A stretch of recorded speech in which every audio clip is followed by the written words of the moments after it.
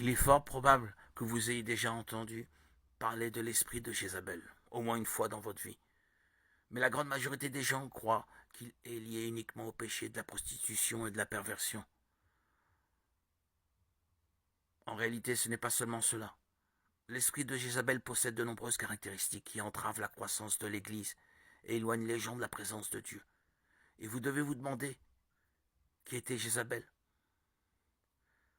Jézabel est considérée comme la pire femme de tout l'Ancien Testament. Elle était mariée au roi Achab et a introduit des pratiques païennes en Israël, ce qui a déplu fortement à Dieu. Elle était une reine très méchante qui promouvait l'idolâtrie, tuait de nombreux prophètes et persuadait son mari d'adorer un autre Dieu que le Seigneur. Elle soutenait 850 prophètes des dieux Baal et Astarès, prophètes qui pratiquaient des rituels abominables, suscitant la colère de Dieu.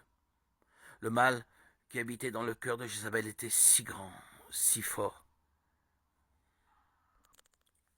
qu'Élias, l'un des plus grands et importants prophètes que Dieu a jamais suscité, a fui par peur des menaces de cette femme, et a même demandé au Seigneur de le tuer. Dans le livre des Rois, chapitre 19, il est écrit qu'Élie, voyant cela, se leva et s'en alla pour sauver sa vie.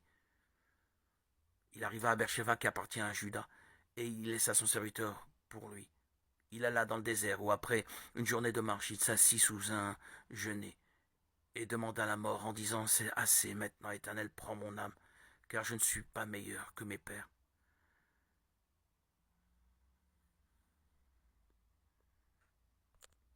Jézabel a été punie. Dieu a rempli Élie de courage et il est revenu prophétiser que cette femme aurait une mort sanglante et que les chiens mangeraient son cadavre.